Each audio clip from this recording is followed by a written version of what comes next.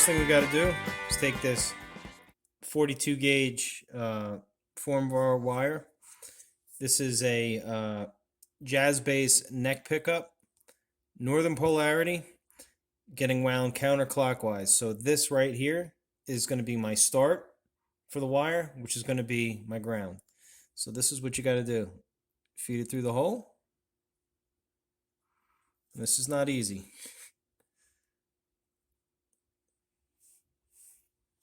Basically, I hold it here along the edge on the magnet. I tape the magnet because I don't want the wire rubbing on it. It's just going to cause problems. And then what you're going to do is you're going to wrap it in here like this. Pull it so it wraps on the front edge here. Now when you have one in here, you can keep pulling this through. It's just going to keep feeding more wire onto it. Once you get a couple wraps, I do usually 4.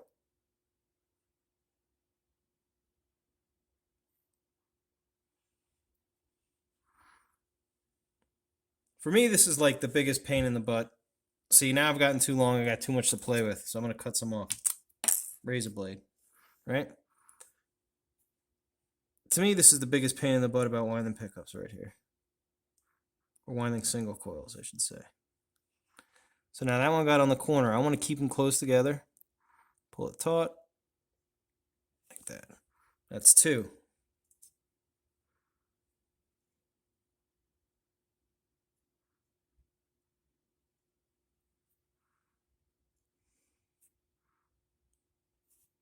Three.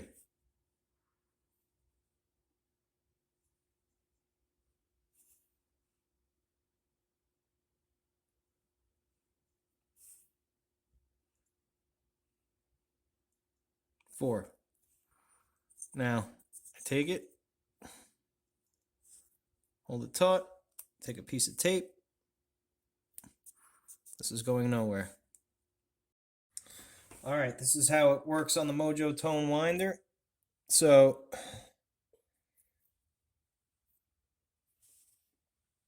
slip it here on the bobbin like that.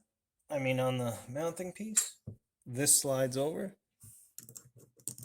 Goes over the magnets. This tightens on.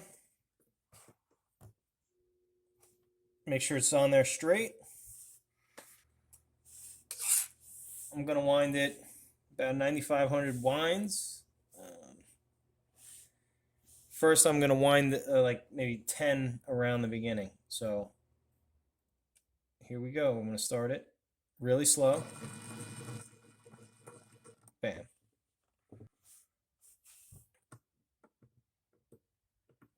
So I cheated these stops for the wire, maybe like 10 to 20 thousandths from the edges of the flat work.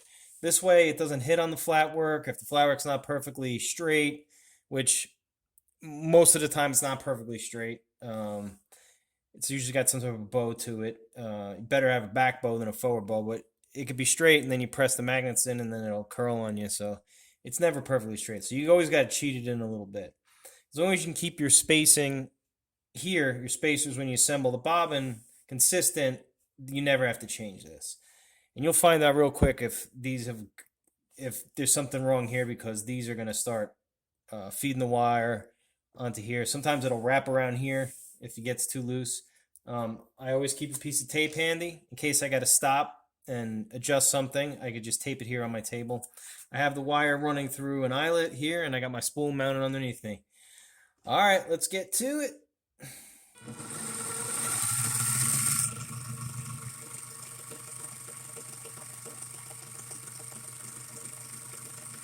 So right now I'm just trying to get a nice even build, fill in any of the dark spots that I see in the black tape. Mild. I'm not trying to crush the wire. I'm not trying to do it too fast. Just trying to get a nice even build. And I never just stop it, right? I'm always turn it down slow. So now in the center, it's a little less. I got a little more wire. Here on this edge, I got a little bit of a dent here. I got a little bit of dip up there. That tells me is I'm not moving the wire consistently, and also the tape that I put under there, um, it's not quite as wide as the spacing, so I've got to overlap and double lap, and then I'm going to have dips and stuff. I actually know that there was a dip right there in the tape, so that's what's happening. So I came even here. So I'm going to pay attention to that, and what I'm going to try to do is get a nice build with a slight arch on it. So here we go. Now my hands are a little sweaty, so I got to let up on my tension right now. I'll adjust my light to see better. I'm going to start doing my scatter winding pattern. I mean, everybody's got their own. I've got my way of doing it. My coils always come out the same shape, whichever shape I want to go. If I want to go perfectly flat, it comes perfectly flat. If I want it to be hourglass shape, it'll come hourglass shape. If I wanted to have a nice little natural bow or a heavy belly bulge, I can get it. And let's see where we're at. Bam. See, I said I wanted a slight bulge. I've got a slight bulge with a little bit of a cleft in the center, and that tends to happen at this point. It tends to be that little bit of cleft, the way I do it anyway. So, and I'm not getting buildup on the edges. That's partially because of the spacing.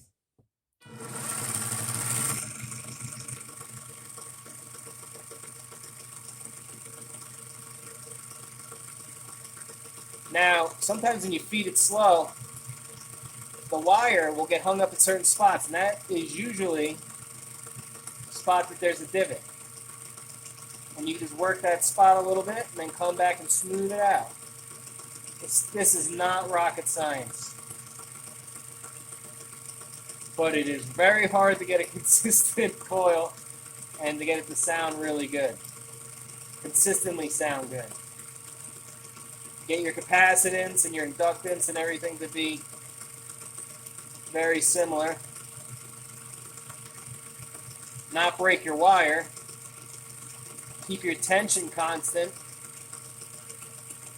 Don't stretch the wire. Don't let the coil be too fluffy. It's not easy. I'm going to shut up because I got to concentrate.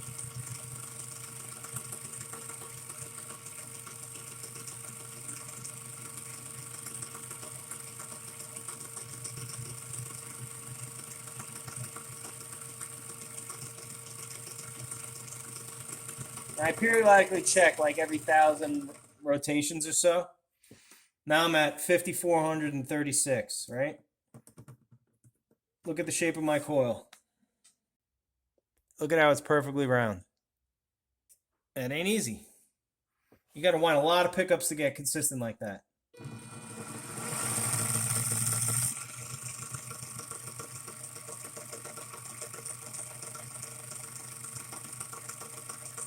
Now, if you let that bulge get too big, which you don't want to do,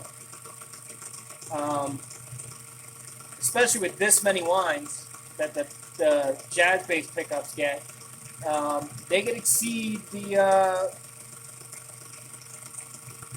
edges of the flat work, and you can't get the cover on.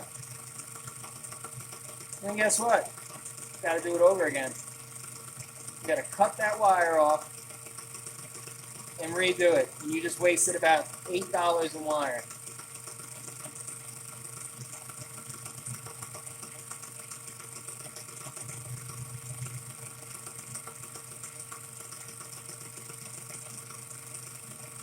Now the one thing I gotta say is, I think clockwise on this machine is a little easier to wind, a little more forgiving. Counterclockwise, I think there's a little bit less length to the bobbin, and it's more immediate the way the wire goes on the coil. Clockwise, there's almost like a lag time to the winding, the delay. I think it's like the difference between playing piano and Hammond organ.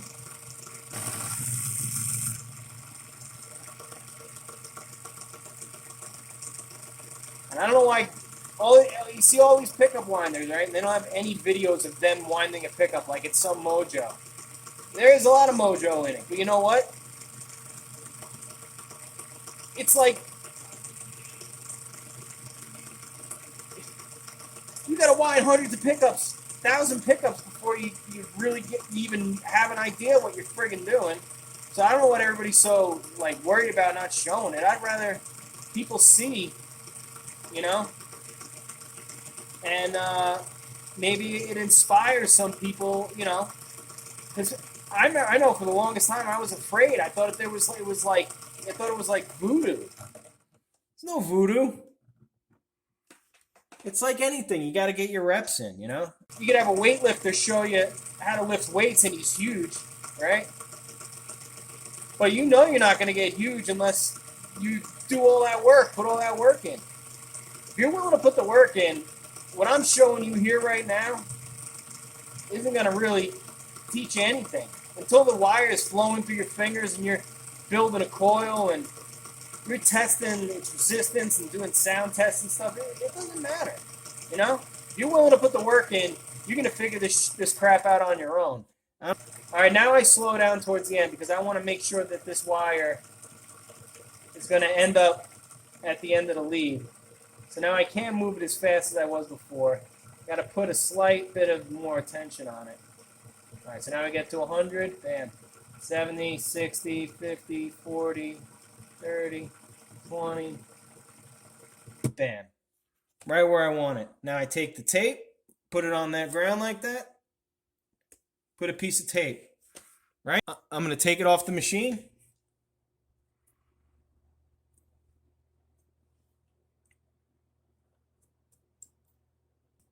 Be gentle.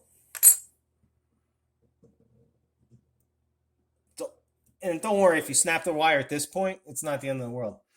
I want to keep it as close to here. So now I'm going to take my finger,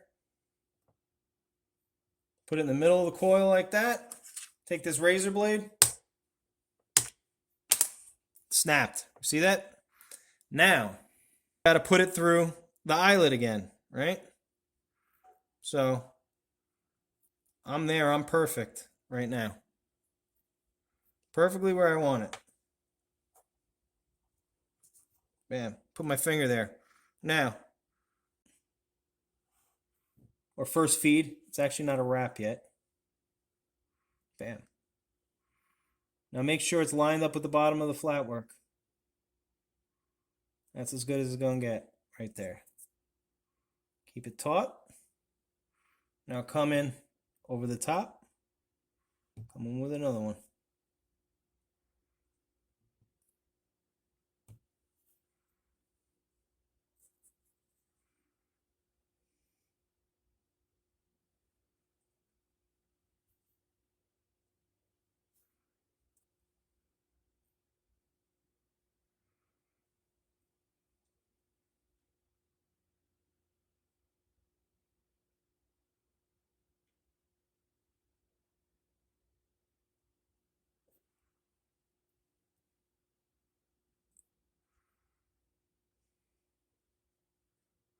So, nice even build.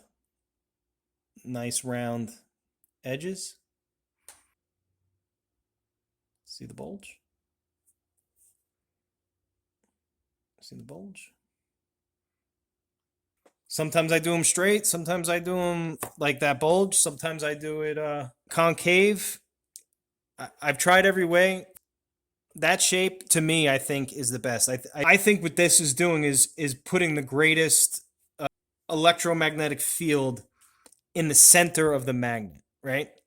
So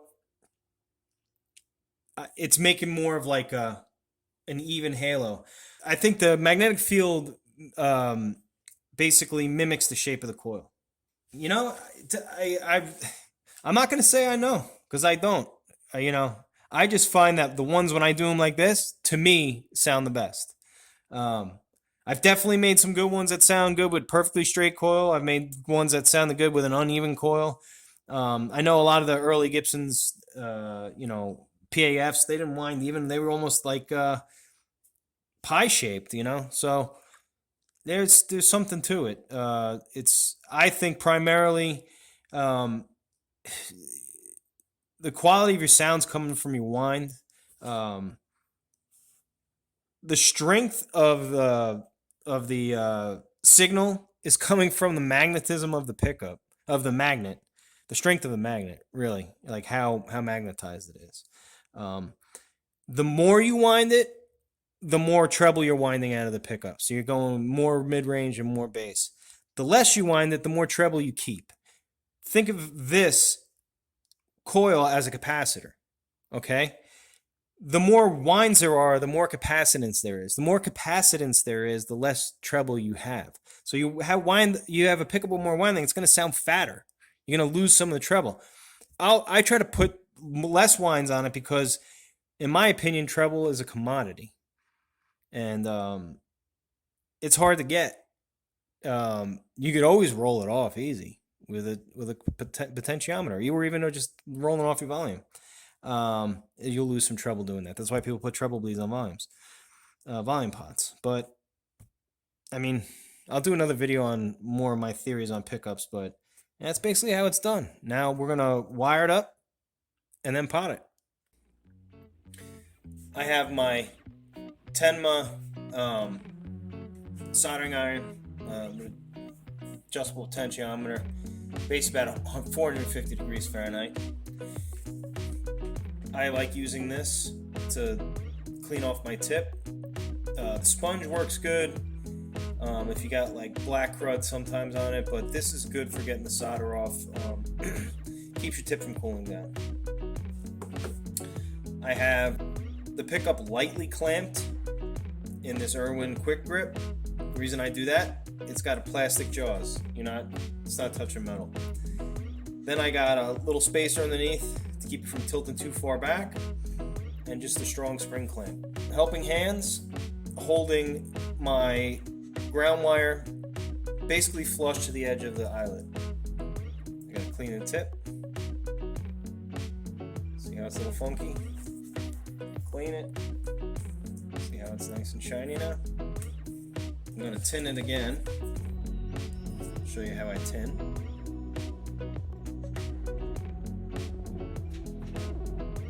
Knock the rest off. Clean it. Bam. Ready to go. So now I hold this here. I'm on the eyelet and I'm on the wire.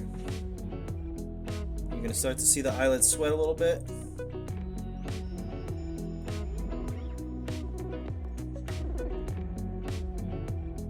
Bam.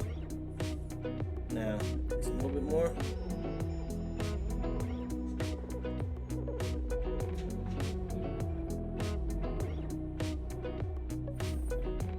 See how neat that is? Just gotta pull the wire back a little bit. A little more than I need. But this stuff slides right back. It's great about it. It's not like the PVC coated wire. It'll melt on you. So I ran out of the pre-tinned wire. It's okay. I just gotta tin this tip real quick. Show you how I tin the tip. Basically, stack the solder on top of the wire. Just go rub it. Gets a little more. Pre-tinned. Alright. These helping hands work very well.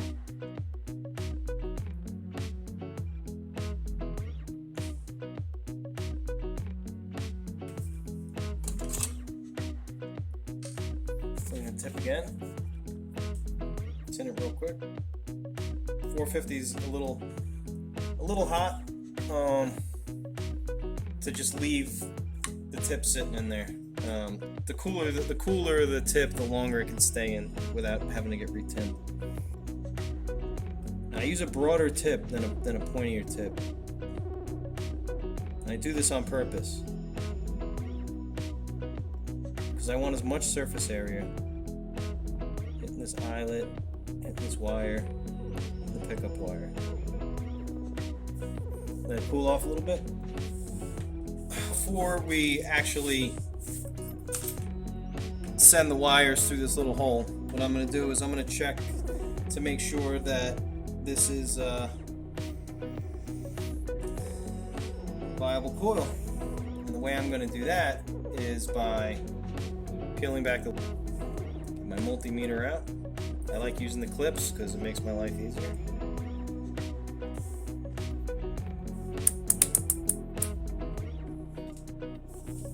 So I was shooting for 8.5K. I'm at 8.46. What's that tell me is that I was really close, and the temperature in here is 70 degrees. If it was 73, 74 degrees in here, it would be 8.5. If you notice, I didn't scrape off any of the enamel off the wire. And that's why I have the soldering iron set at 850, because it melts basically through the temperature that this thing's rated. The insulation's rated for. So now, if you could see how there's extra lead? So the trick to getting that to look neat, you just go like this. And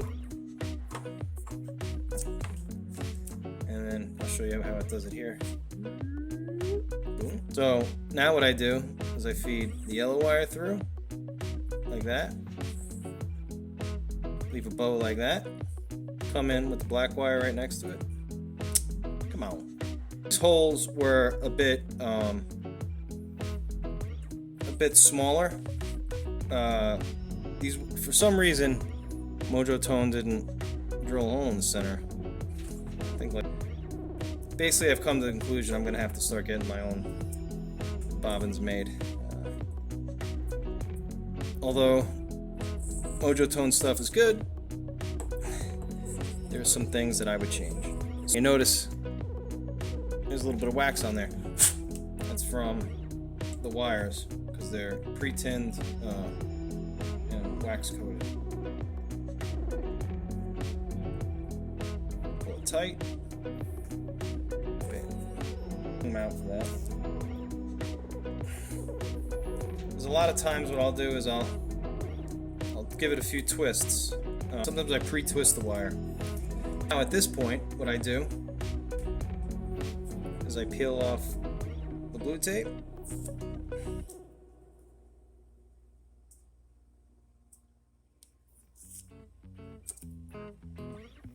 Take my razor blade, go to here, cut off this extra copper. And there you go. Ready to get potted. Alright, so I have my potting wax in my glue pot. That means the wax is about 145, 6 degrees, 150 maybe. Alright, so here we go. So I got a stick, keep it from bottoming out. Right there. Go. She's suspended in there.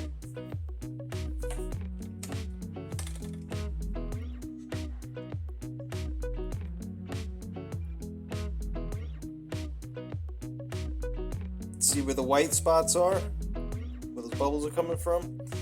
That's where the coil's still cold. In the middle, you see the wire. See how it's starting to disappear?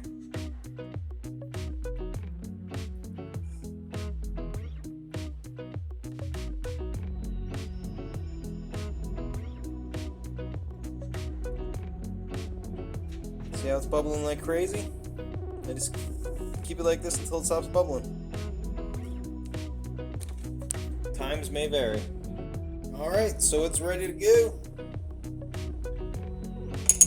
Let it drip off.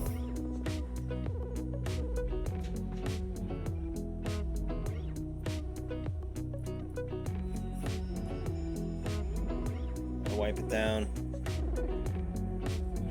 with a paper towel. I keep it in one direction over the paper towel. I wipe around pole pieces. I get the main drips down here because that's where they're going to settle. Try to get all that stuff.